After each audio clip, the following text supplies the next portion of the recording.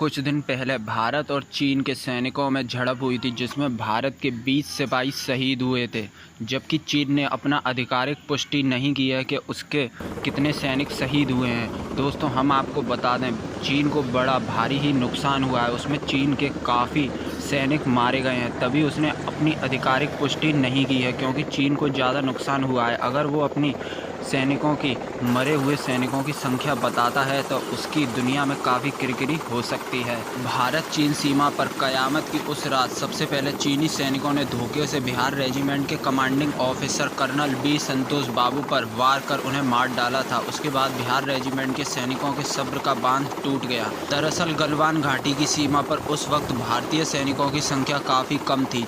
जब चीनियों ने हमला किया तो बिहार रेजिमेंट के जवानों ने बगल की चौकी से मदद मांगी। भारतीय सेना का घातक दस्ता उनकी मदद के लिए वहां पहुंचा। बिहार रेजिमेंट और घातक दस्ते के सैनिकों की कुल तादाद सिर्फ 60 थी, जबकि दूसरी ओर दुश्मनों की तादाद काफ़ी ज़्यादा थी।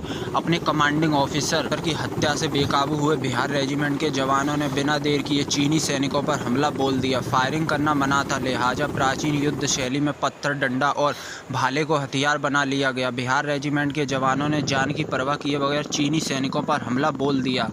कम से कम 18 चीनी सैनिकों का गर्दन की हड्डी टूट चुकी थी और सर झूल रहा था। कुछ के चेहरे इतनी बुरी तरह से कुचल दिए गए थे कि उन्हें पहचान पाना संभव नहीं था। चीनी सैनिक भी हमला कर रहे थे, लेकिन भारतीय सैनिकों का हमला इतना भयानक था कि चीनी संभल नहीं पाए। हमले की पहले से तैयारी करके बैठे चीनियों के पास तलवार और रॉड थे। भारतीय सैनिकों ने उनसे वे हथियार छीन लिए और उन पर हमला करना शुरू कर दिया। सूत्रों के मुताबिक दुश्मनों को हर हाल में सबक सिखाने पर आमदा बिहार रेजिमेंट के जवान इतने खौफनाक हो गए थे कि सैकड़ों की तादाद में जमे चीनी भागने लगे। भारतीय जवानों ने उनका पीछा करना शुरू कर दिया। चीनियों का पीछा करते करते ही भारतीय जवान चीन के क्षेत्र में काफ़ी आगे तक पहुंच गए। उनमें से ही कुछ पकड़े गए, जिन्हें शुक्रवार को चीन ने रिहा किया। बिहार रेजिमेंट के जवानों के रौद्र रूप का आलम यह था कि चीन को अपने सैनिकों की लाश इकट्ठा करने में पसीने छूट गए। चीनियों की लाश पूरी घाटी में बिखरे पड़ी थी।